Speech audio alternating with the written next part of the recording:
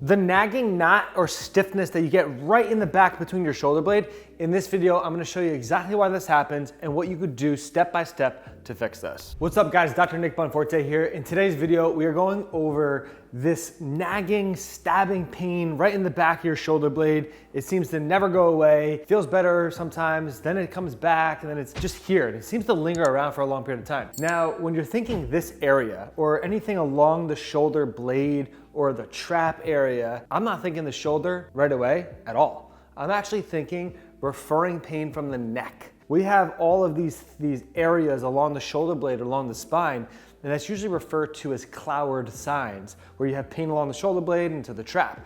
So you don't want to miss looking at the neck first before you attack this. Now, can there be two factors here where there's some shoulder issues and then some neck issues? They're usually a combination of them, absolutely.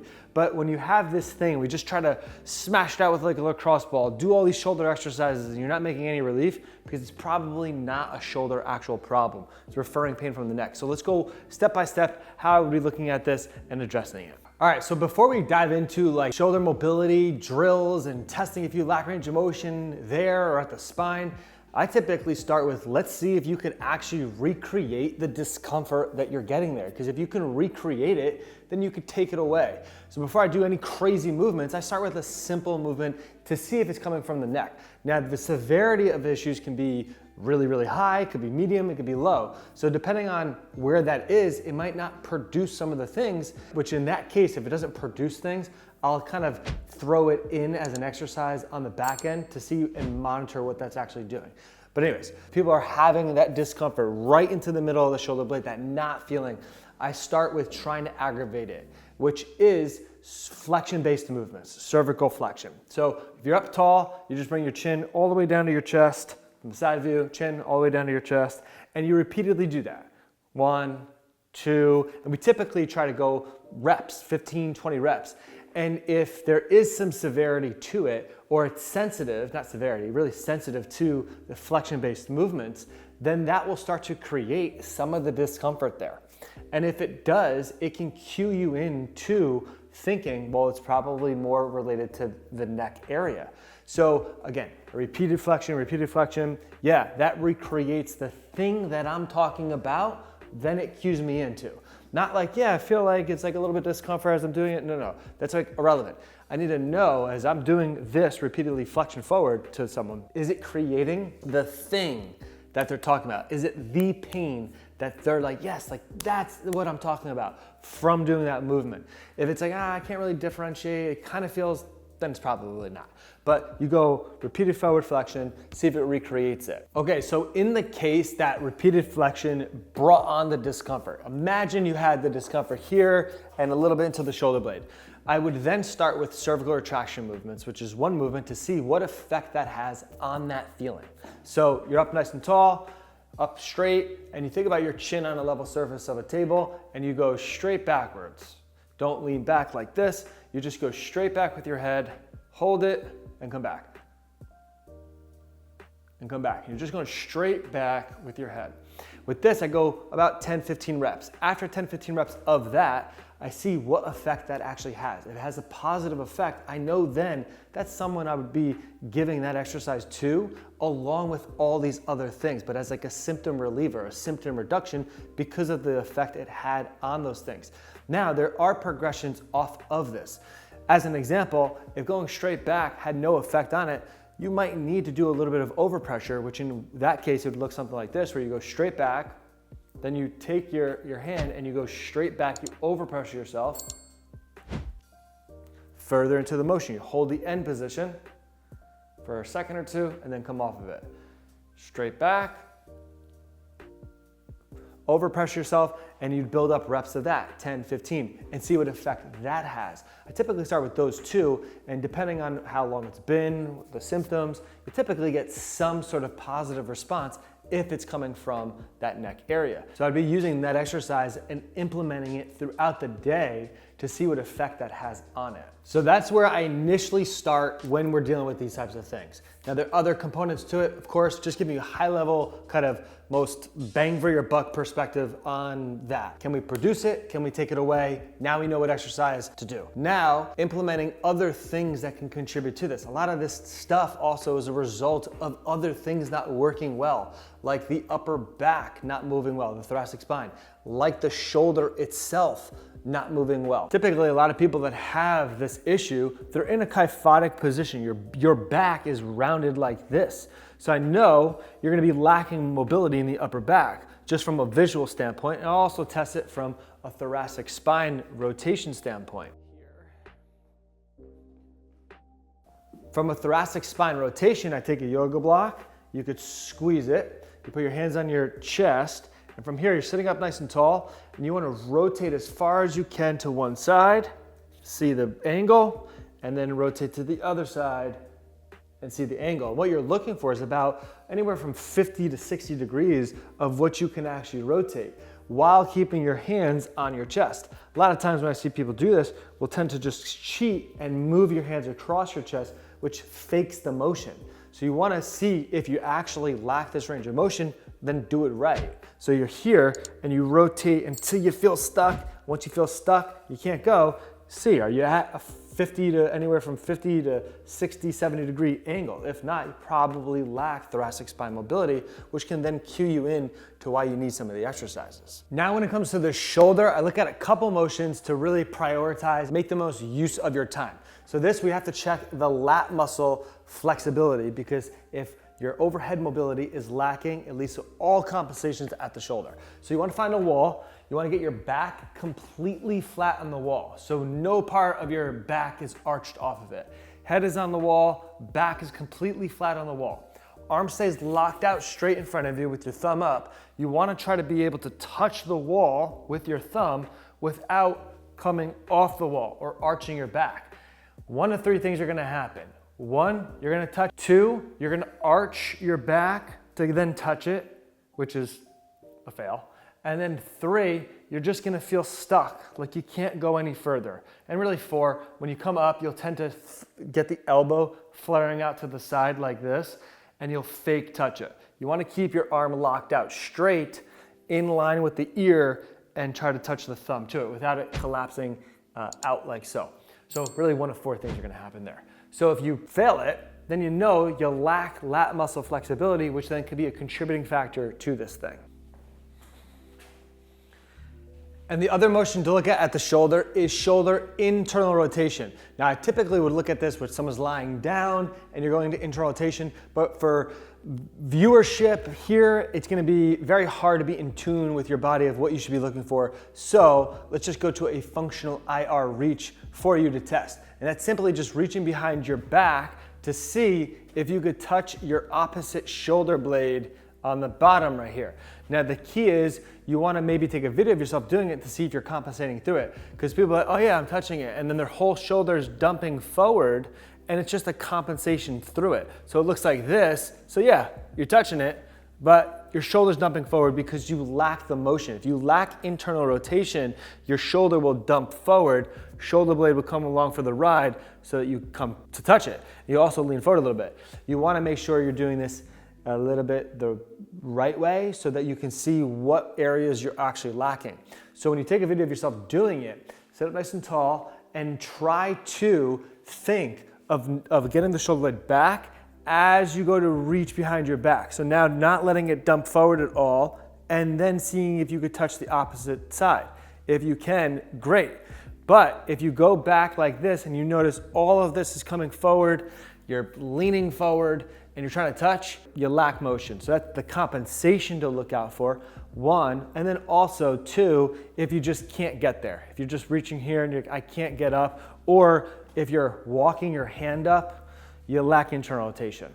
Now, is that the most ideal way I look at it? No, but for this video, to give you some insight of what you can actually kind of focus on, try to look at that. So compensations is key when you're doing that. Don't let the shoulder dump forward, and see if you can actually touch the opposite shoulder blade. Okay, so before we dive into the exercises, we first looked at the neck. See if that contributes to it. We have an exercise in the back pocket to implement throughout the day. One. Then the thoracic spine. Two, from a mobility sense. and then the shoulder mobility sense. Now I look at those three main areas from a mobility standpoint. Now there's other factors like strength and everything, but then this video is gonna be like 5 hours long. This is a quick and easy way to look at this stuff from a mobility standpoint, because a lot of times mobility is a larger issue with most people, and addressing it can do a lot of good. So those are the three main areas to start with. Now let's get to the exercises. All right, so targeting the shoulders to hit the lat muscle from the test we did, if that's an area of restriction, which typically is, I love to go to eccentric loading that area, which elongates the muscle, puts it on length, and while you're putting it on length, you're providing actual strength input to it because we're taking load through a range of motion. So here's how it looks. You're gonna get a kettlebell or a dumbbell, whatever weight you can use. You're gonna bring your knees all the way to your chest because that will lock out the low back to not compensate from there. Then you bring your arms straight, thumbs up, and you're gonna go slowly over your head, feeling the sides of your lat muscle stretching. And then once you get to the end range, hover it back over your head and then repeat.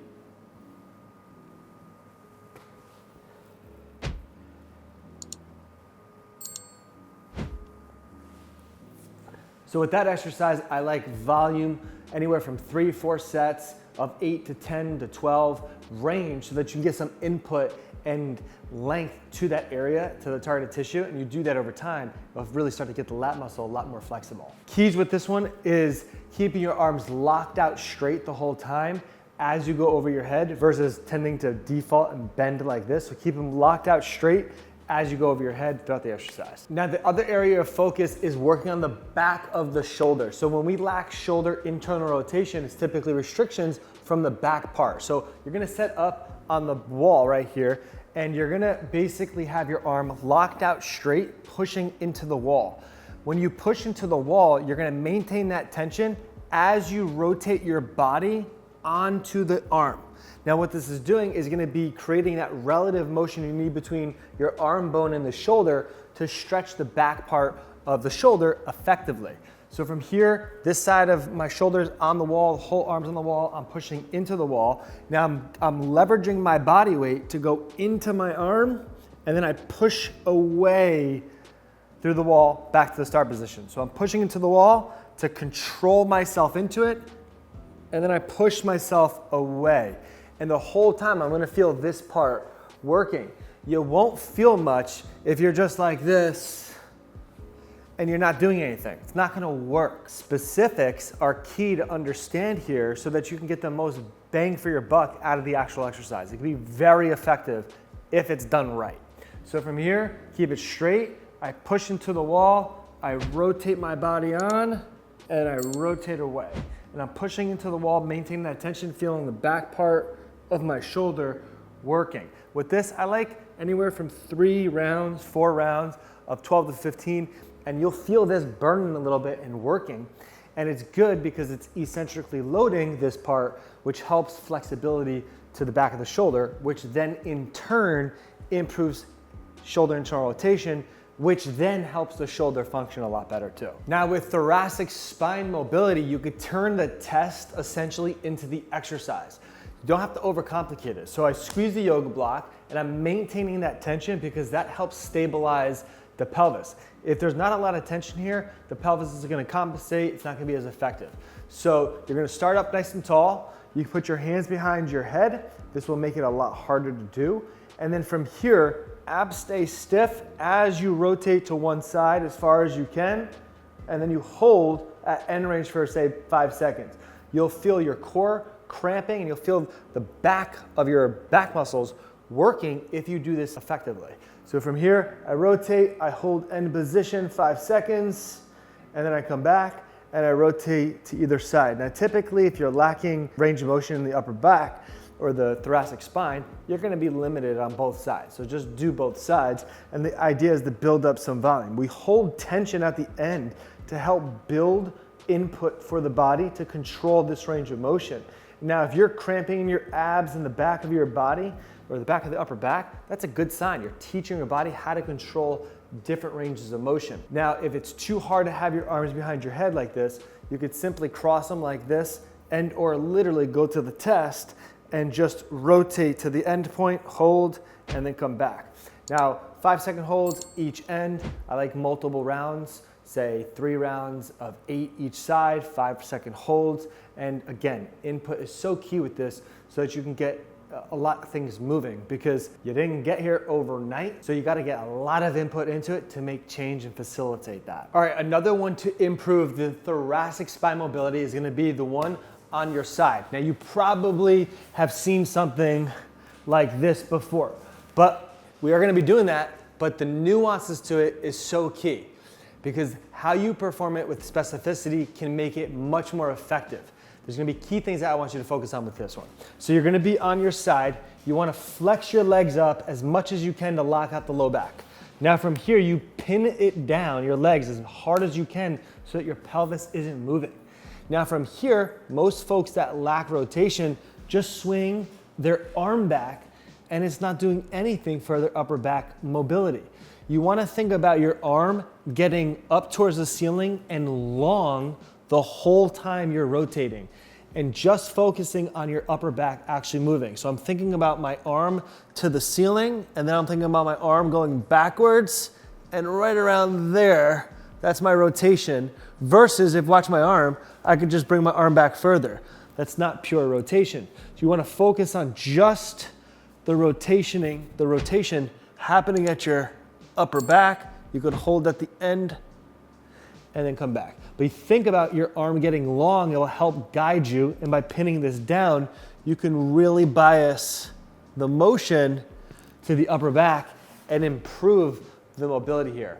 Slow and controlled is key with this versus just rushing through basic exercises, and that's why you don't get results. So slow it down with something like this, and you can get real results if you do it correctly.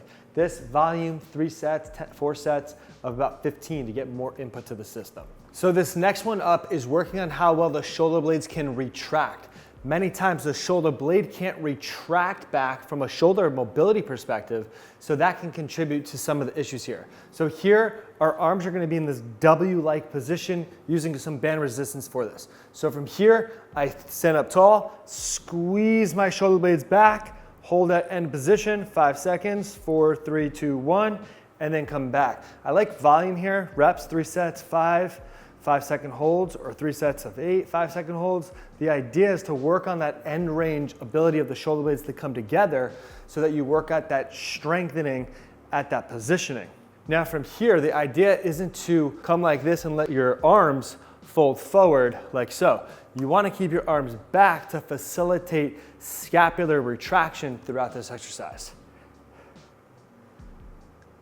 And this will play a role into an active mobility standpoint versus more of a passive standpoint where you're just holding on for a passive stretch. So working at that end range active mobility can play a huge role into the shoulder functioning better, which then helps that whole area feel a lot better. All right, so there you have it. I walked you from start to finish, the things I look out from the neck, how to test for that, things I look out for the shoulder, how to test for that, things I look out for the upper back, the thoracic spine, how to test for that, and work on all 3 of those areas to ultimately help this nagging, stabbing pain in the back of the shoulder function better. There's so many contributing factors here. Now this is just short and condensed to focus on really a mobility perspective, but there's other components to this, but hopefully this really gives you some insight and understanding on things you could really do. Remember, it's not about doing a million different exercises. It's about getting specifics of what you actually need and then getting volume to that. That's how you make real progress. Can't emphasize that enough. If you did find value in this video, I would greatly appreciate it if you subscribe down below to the channel, like this video, comment below, and this is Dr. Nick. I'll see you on the next one.